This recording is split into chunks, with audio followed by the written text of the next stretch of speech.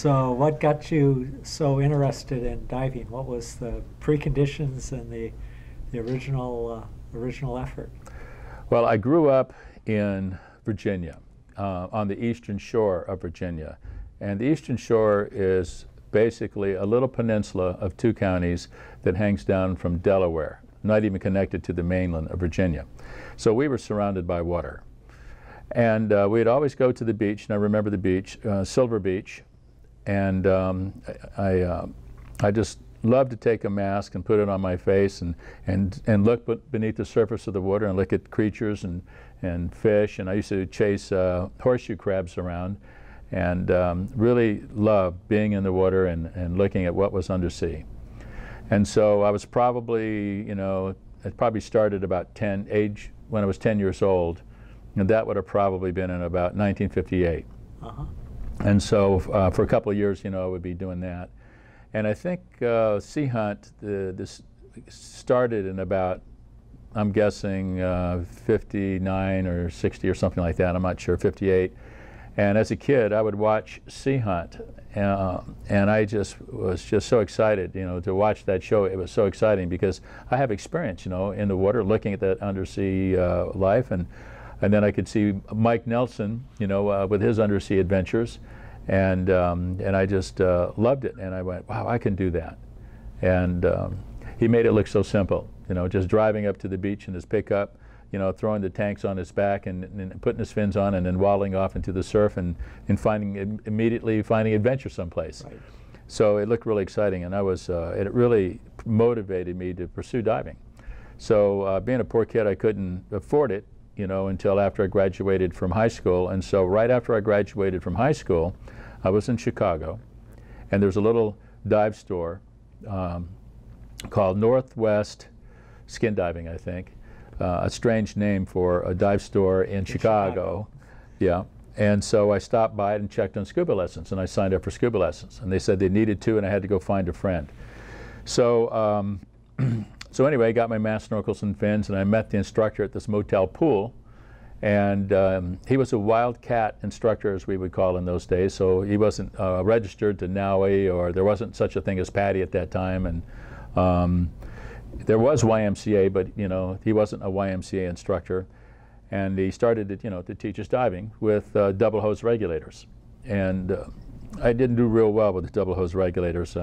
My buddy Nori did very well, and I don't think he demonstrated it very well. And we never mastered the buddy breathing. We never mastered the Dolphin Don. Barely got through mask clearing, and the lectures happened in the motel coffee shop, and it started out, well, you guys have any questions? It's a heck of a lecture. And I'd say, yeah, how deep have you been? Or have you ever seen a shark? You know, I wanted to know all about his adventures. Right. And he would talk about them. But he never talked about, you know, ear clearing or the laws of scuba, but we did learn not to hold your breath. He really didn't teach very much. So toward the end of the course, I ran across some guys that were going to go diving up in Racine Quarry, Wisconsin. So I asked if I could come along, and they invited me to come along. So I immediately went back to the instructor and said, hey, when am I going to be finished? He goes, oh, I don't know, a couple, 3, 4 weeks, whatever. And I said, well, I just accepted an invitation to go diving up at Racine Quarry with these guys. He goes, well, if they ask you where you took your checkout dive, tell them you took it at Elgin Quarry. And of course, you know, I hadn't taken any checkout dive. Right. That's how good he was. He was an ace. Yeah, he was a character. So anyway, I met up with the guys, and by that time I'd bought a wetsuit. I bought a tank, a Damone tank. That was a brand that was originated in Chicago and didn't go very far. And I got a depth gauge. Had to know how deep I was, of course. Right, exactly. Yeah, that's a very important piece of gear. And a regulator, which was a Healthways Scuba Star TD, which is the bottom of the line of the bottom of the line brand. So I just remember how terrible it breathed. And so anyway, off we went, jumped in the car for about, I don't know, 4 or 5, 6 hour drive to Racine, Wisconsin. And we met up, and I didn't even have a weight belt, didn't even think about a weight belt. I mean, after watching Sea Hunt, I should have known about weight belts. Right. But I didn't remember. Didn't connect. Yeah, didn't connect. So anyway, we had to scrounge around for loose weight in the car. Unfortunately, they had some loose weight, and everybody, you know, kind of gave me a little bit of weight, and we managed to pull something together that we tied to my body. And so I didn't have a hood, didn't have gloves, didn't have booties, and didn't know about thermoclines. Uh-oh. And I found out about thermoclines pretty quick. You know, couldn't believe, you know, we'd go from really warm water to just super freezing water. Hurt your head. So so we're all gathered up, right, standing in the shallow water, and the dive leader is giving a real quick briefing and says, all right, we're all going to go down to about 90 feet down in the trench, and by where this train is, we'll meet down there and explore that area. And we'll stop momentarily to clear ears and then proceed down there and clear ears. And I looked at Ben, who was the part-timer from the dive shop that told me about that tagged along actually, and he was going to be my buddy. And I said, what's clearing ears? He says, just blow your nose. So anyway, off they go, just like that, and they're gone. Everybody's gone. And I'm all of a sudden, you know, I'm braking as I descend because of the pain in my ears.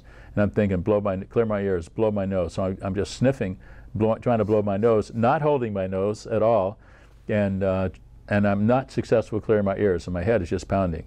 I'm falling below the thermocline. My feet is freezing. My head is dizzy, and so, but I didn't surface because I wanted to be a scuba diver. Great. So anyway, I just started swimming around horizontally out there, trying to figure out how to get deeper, and can't. My head hurts, my feet are cold, everything is not going well at all. No. I just finally I stumbled onto a cliff, which gave me a lot of comfort because, you know, I had a sense of reference. Now I could touch something, and so I quickly put my hand on that cliff to steady myself and, you know, kind of gather my wits around me. Still under the thermocline, and but I didn't go up, and because, you know, I wanted to be a scuba diver. So as I was going along that cliff, you know, I found a fish, and that was kind of cool. And just as I was studying that fish, you know, I experienced one of those things that's very rare called a tooth squeeze, which I didn't know what it was, but it felt like my tooth had exploded in my mouth. And I just couldn't believe it. It just nearly knocked me senseless, you know, and I just closed my eyes and didn't move and hung onto that cliff, you know, hoping for that pain to subside. And the cold air from the regulator was just going over that tooth, and it just hurt with every breath. And so, boy, at that particular moment, you know, I doubted whether I wanted to be a scuba diver or not, with, you know, cold feet and a dizzy head and a, you know, painful mouth. Hurting, yeah, and my ears are hurting like hell, and I start swimming along, wondering whether I'm going to go up or not, and I stumble back to the entry point as my head pops up, and I'm looking and I go, there's grassy area, I'm going up on the shore. I pull myself up, Ben is sitting there, I pull up next to him, you know, and I'm just, you know, going, what are you doing here? And he had blown out his purge valve out of his nose of his mask, and so his mask totally flooded, and he had to abort the dive.